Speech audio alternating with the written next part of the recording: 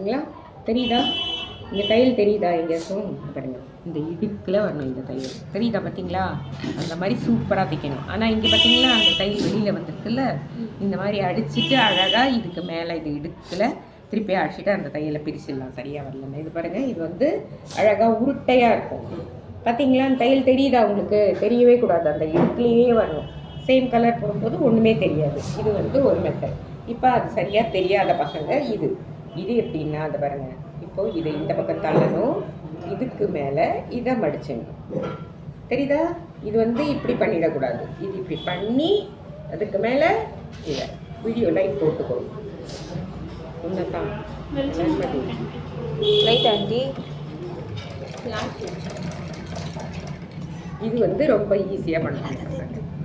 இது பாருங்க, அதை அந்த மாதிரி தள்ளி இது வந்து நம்ம எவ்வளோ மெலிசாக வேணுமோ அவ்வளோ மெலிசாக அடிக்கலாம். அந்த இடுக்கிலேயே வரணும் தையல்.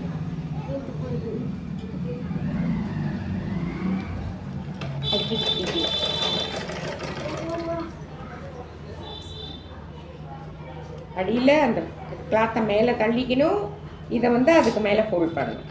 இது வந்து மெலிசாக வரும். அது கூட மெலிசாக பண்ணலாம், ஆனால் அது கொஞ்சம் அந்த அளவு தான் பண்ண முடியும். அதை விட மெலிஸ் பண்ண முடியாது அந்த மாடலில். இந்த மாடலில் அப்படி கிடையாது. உங்களுக்கு மெலிசாக வேணும்னா மெலிசாக உள்ளே தள்ளிட்டோம்னா அது மெலிசாகிடும். ஆனால் ரெண்டுத்துக்குமே அந்த இடுக்கில் தான் தையல் வரும். அது பேர் தான் பைப்பிங்.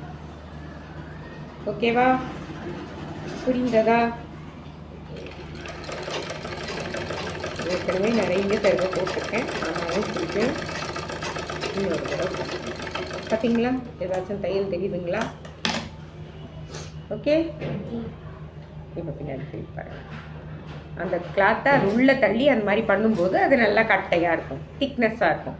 எல்லாம் ரோப் பைப்பிங் அதெல்லாம் சொல்லுவாங்க, அதெல்லாம் நாட் வேஸ்ட். அதுக்கெல்லாம் வந்து கூட்ட மாற்றணும், அதெல்லாம் ரொம்ப டிஸ்டர்பன்ஸு.